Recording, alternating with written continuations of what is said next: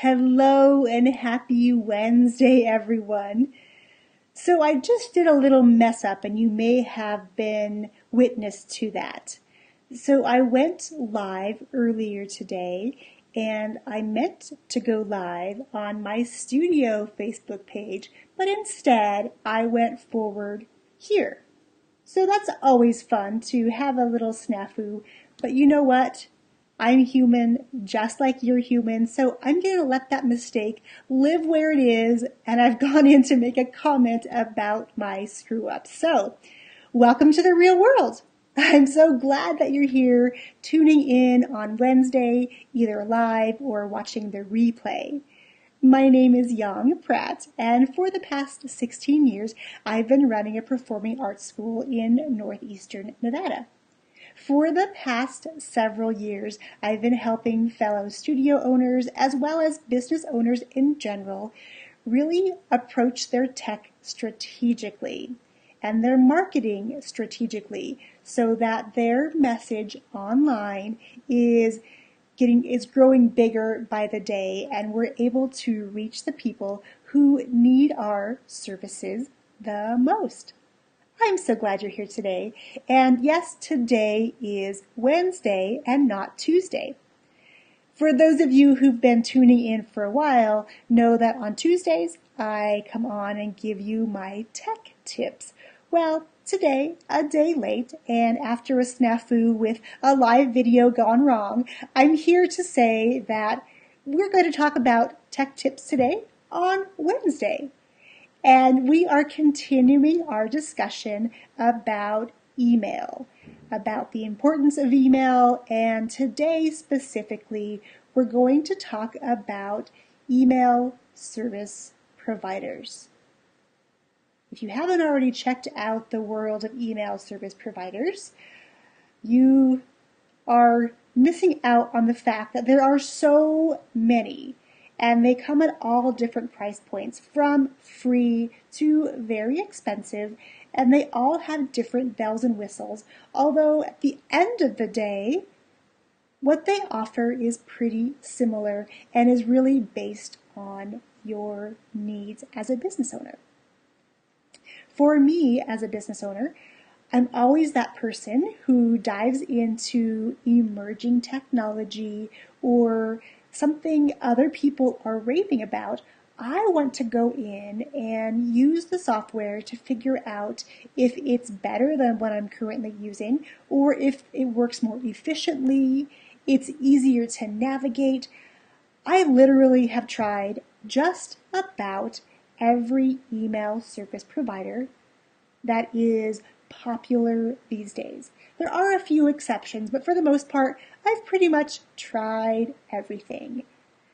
I've tried things that are inside of my student database, my CRM, such as Studio Director and Jackrabbit, Dance Studio Pro.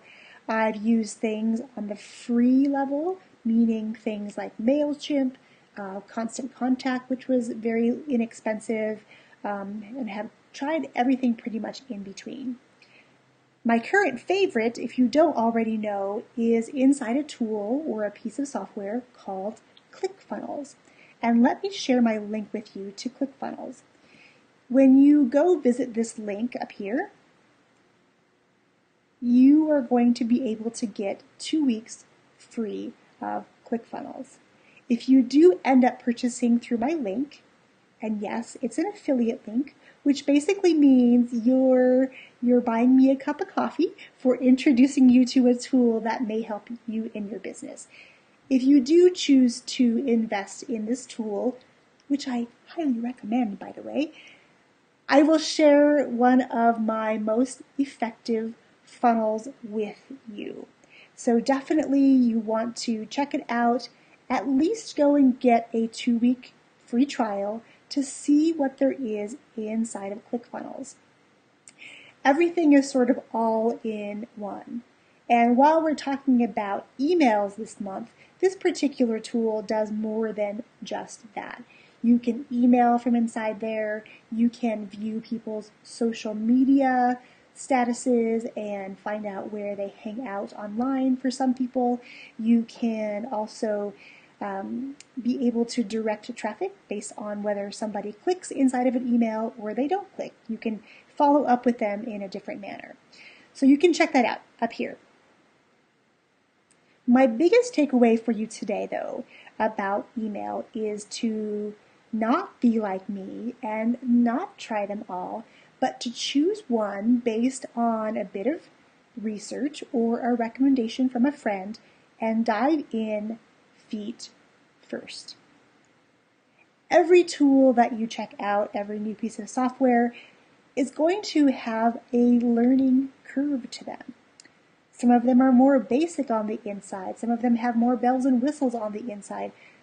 At the end of the day, you need it to be able to send out emails when somebody joins your list or says that they want to come to a particular event. You want to be able to follow up with them automatically. So you need something called an autoresponder, meaning once they add onto your list, they are automatically responded to with a series of emails that you write and load in there and schedule them to go out in certain intervals. You could have the first email go out right away on that first day. Sorry, my Siri is chatting with me. Sorry about that. I've never had that happen before as I'm chatting. Anyway, you want to make sure that the autoresponder feature is something that is included so that you're not having to manually go inside your system each and every time someone requests a schedule from you, they schedule a free trial, they attend an event. You want to make sure that those are all set up and ready to go at a moment's notice whenever they're needed and whenever somebody comes onto your list. Whether that is, at midnight, whether it's 6 in the morning, whether it's 10 at night, we want to be able to not have to be notified in the middle of the night, especially when we're sleeping, or be notified when we're attending our kids' events that someone new has subscribed and wants to get more information from us. So that's really an important step that we need to consider when you're choosing an email service provider. Most of them these days have that option. You're going to have to pay for that service, however. Platforms like MailChimp are free. However, free basically includes only sending out bulk emails or broadcast emails to your entire list. If you want to be able to send out an autoresponder, that is a paid service. So really take a look at your budget and your needs, but at minimum, you want to be able to send out broadcast emails to everyone on a particular list, as well as set up autoresponders. You also may want to consider the ability to segment your list. For instance, if you send out an email and there's a link inside to register for a class or buy something from you, you may want to be able to put those people who buy something from you in a different follow-up sequence versus someone who doesn't. So these are just some extra perks that you can use when you're considering an email service provider. Okay, so I probably filled you in with lots of information that you can now go consider. My biggest piece of advice, though, is pick a tool, dive in with both feet, and just use it to maximum capacity. That may mean you have to attend webinars from that provider to learn how to use the software, but that's going to be an investment that's going to pay in dividends on the back end. Okay, my friends, I will chat with you again tomorrow for our Q&A Thursdays. Talk to you soon. Bye.